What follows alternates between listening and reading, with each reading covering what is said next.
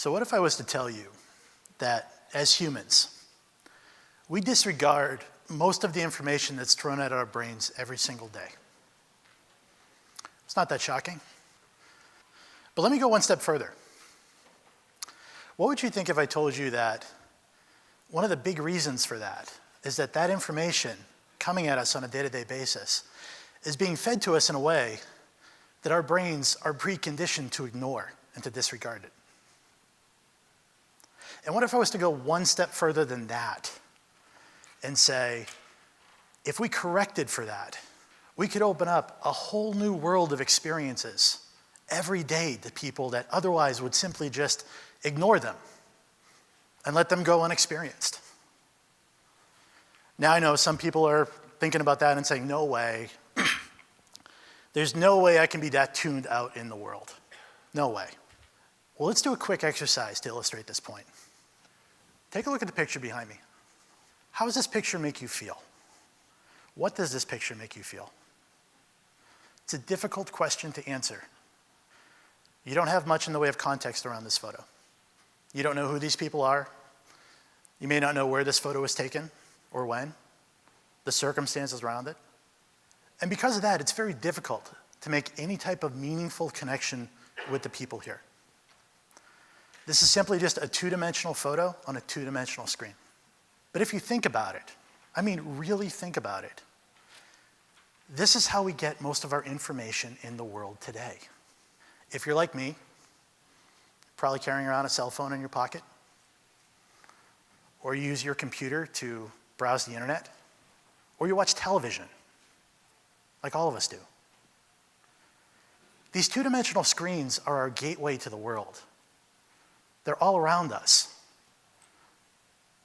They're how we connect today. This is challenging for us as humans on a very basic level. And what do I mean by that? Well, two-dimensional screens, by definition, are going to be very limiting. And I'm going to bet a lot of people in this room have experienced this for themselves, but you may have not even noticed it.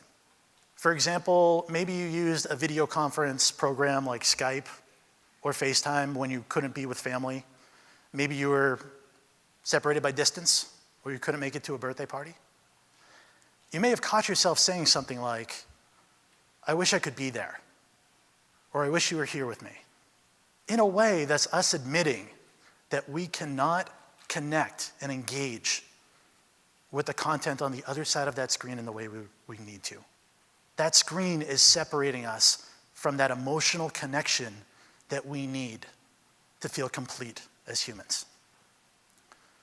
Today we have the internet and the media speeding information to us faster than ever before.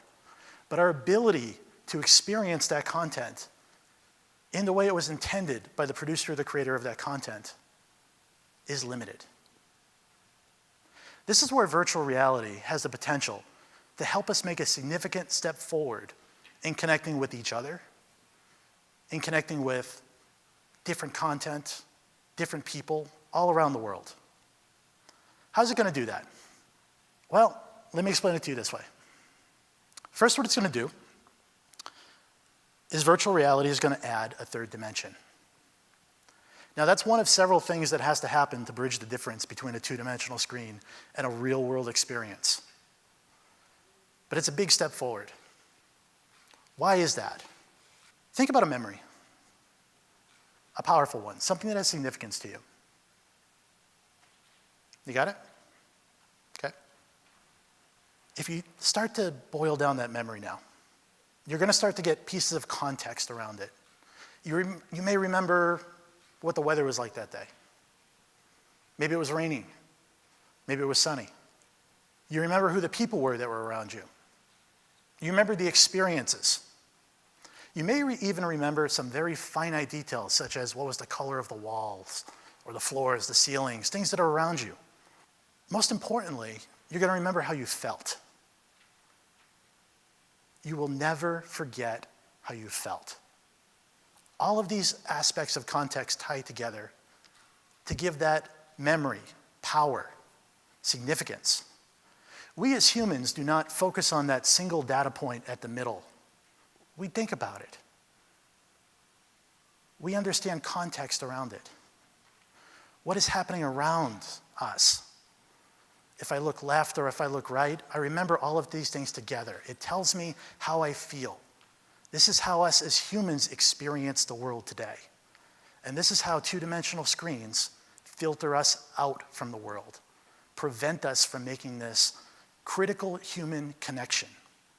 Let's go back for a minute now to that photo we talked about just a few minutes ago. And let me show it to you now in a slightly different way. So what I'm going to do here is I'm going to put on this virtual reality headset.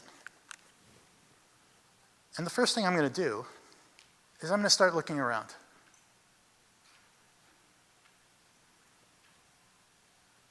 One of the first things you're going to notice is that I can start to get a sense of what's outside of the field of vision. I can tell I'm in a rural area. And if I start to let this play now, I can start to pick up other elements of context. I'm in a village. I can see how people interact. And the longer I stay here, the more I'm going to pick up of this. I can start to get a sense of what life is like in this village. I can tell it's a warm day. And I can almost start to understand what it's like to be here, even though I'm not physically there. I've only been here a couple of minutes. But if I was to stay there longer, I could pick up a lot more context, a lot more understanding. This video is called I'm 8. It was part of Bill Gates' travel blog. It's shot in 360 video format, which is a much more immersive content format than simply 2D standard formats that you've all seen on video before. Why? Because Bill Gates wanted to share what it was like as much as possible to physically be there, to look around, to pick up all those elements of context, all of those things that made that memory so powerful that we talked about just a few minutes ago can now start to get replicated in this experience. It brings you much closer to the experience than simply if I was watching it on television or whatnot. High-quality virtual reality content is content that runs at 60 frames per second or better, field of vision of 120 degrees or wider, with a resolution of 1080p, and these are just rough numbers. This isn't a hard and fast rule, but somewhere in this range, something really interesting happens. Somewhere in this range, your brain no longer distinguishes between this simulated image and real life. Now that's significant. Why is that significant? Well, people who are experiencing high-quality virtual reality content starts to experience subconscious layers of the brain that don't happen when you're watching on television or something basic like that. The fight or flight response starts to get engaged. Emotion, spatial orientation, balance. If you've ever experienced virtual reality, you'll know that your brain is telling you you're moving in a direction or you're looking in a certain way, but in reality, you're standing completely stationary. In this way, your brain is starting to understand what this image is or what this experience is. But it's interpreting it in a way you would experience a human interaction in the real world. Virtual reality can be used for a lot of different things. There are so many use cases in the world today about what virtual reality can be used for. Empathy, cross-cultural experiences. Think about it any time you've been told you had to have been there, or I just can't explain in words. And why is that? That's because virtual reality is very experiential. It's a technology that has to be experienced. For example, I can stand here and I can try to explain to you what it's like to fly. Think about it this way. I can stand here all day, but no matter how hard I try, no matter how eloquently or how detailed I try to explain what it's like to be off the ground, my words are not going to register in your brain in the same way as being physically off the ground. That same sensation doesn't get activated by simply telling you words. And we understand this, but we don't know why we understand this. Because we say things like, I just couldn't explain it. You had to have been there. But now we can go there. Now we can get to experience like walking a mile in somebody else's shoes. The proverbial experience. Just like I was showing you for a minute ago, watching this little village in rural Nigeria. If I was watching television, I probably wouldn't be able to think about what that life is like. But being in the middle of it, have it operate around me, starts to register on different levels. Emotion starts to get engaged. It starts to become more human. There's a lot of debate in the world today about if virtual reality is the right tool for this. This is a great debate.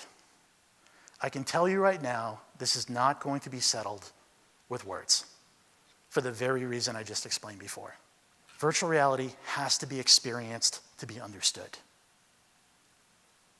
I simply can't tell you how it's going to help us in the future. So here's my challenge to you today. Don't prejudge virtual reality as simply a new gaming system, or a new way to watch movies, or just another way to tune out the rest of the world. Think of it as a way to tune in the rest of the world, to connect with an experience that you may have only read about, or that maybe you've seen on TV. But you want to understand it more. You're just not getting as much as you need from a news story or from a publication somewhere. So experience virtual reality for yourself. But more importantly, experience virtual reality as a way to get in touch with the rest of the world. And in doing so, make the world more human. Thank you very much.